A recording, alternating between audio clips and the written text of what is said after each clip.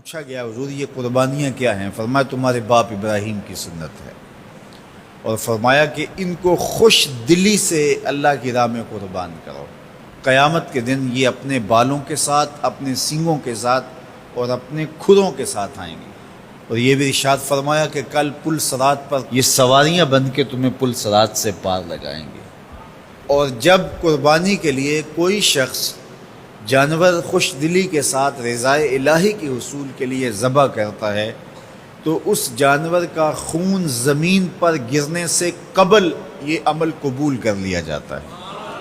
اور یہ بات بھی ذہن میں رکھیے گا کہ ایام نہر یہ 3 دن جو خون بہانے کے ہیں، 10، 11 اور 12 تاریخ، ان ایام میں آپ جو بھی عمل کریں، نماز پڑھیں اور دیگر صالح اعمال کریں، بہت قابل قبول ہیں اور اللہ ان کو قدر کی نگاہ سے دیکھتا ہے۔ لیکن ان ایام میں جو سب سے زیادہ اللہ کو محبوب عمل ہے وہ راہ خدا میں خون بہانا ہے، قربانی پیش کرنا ہے۔ تو قربانی کا کوئی اور متبادل نہیں ہو سکتا۔ کچھ لوگ یہ فلسفہ ان دنوں کے اندر بیان کرتے ہیں کہ 20-50 ہزار کی قربانی کرنے کی بجائے اتنے اگر کسی غریب کو دے دیے جائیں تو اس کے 2-3 مہینے خیریت سے گزر جاتے ہیں، اور وہ گھر کے اندر جو ہے وہ ضرورت کی چیزیں ڈال لے تو گوشت تو 2-4 دن کے اندر کھایا پیا جاتا ہے، ختم ہو جاتا ہے۔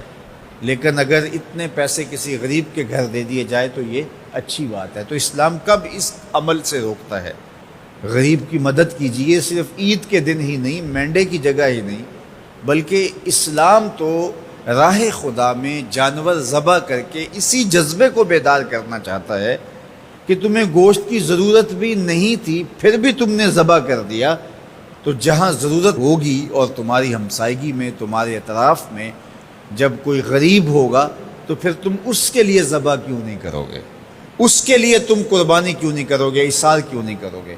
یہاں تو پھر بھی ہم گوشت خود کھا لیتے ہیں یا غرباء میں بانٹ دیتے ہیں، لیکن منا کی وادی میں جہاں لاکھوں قربانیاں پیش کی جاتی ہیں وہاں تو جانور کاٹ کے اس کو ذبح کر کے بس چھوڑ دیا، اس کے گوشت سے غرض ہی نہیں ہوتی۔ زیادہ تر حجاج ایسے ہوتے ہیں جن کو یہ بتا دیا جاتا ہے کہ تمہاری قربانی کر دی گئی ہے، اور وہ فون کال کے انتظار میں یا حکومت وقت کی جانب سے دیے گئے وقت کے بعد حلق کروا دیتے ہیں۔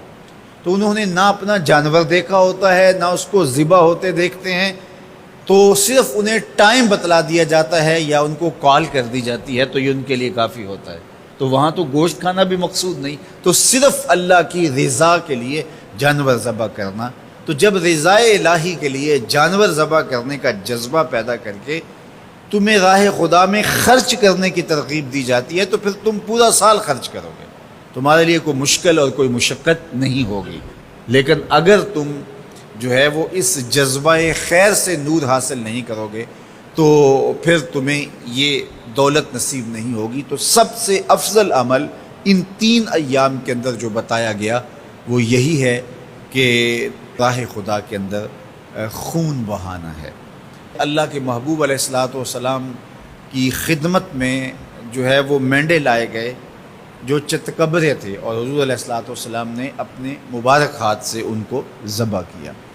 تو عید قرباں یہ ایثار کی عید ہے، یہ قربانی کی عید ہے، اور اسلام ہمیں قربانی سکھاتا ہے۔ اسلام لمحہ لمحہ قربانی ہے، ایک ایک ساعت اسلام قربانی کا نام ہے، اور ہمیں درس زندگی یہی دیا جاتا ہے کہ ہم قربانی سے اپنی زندگی کو عبادت کریں۔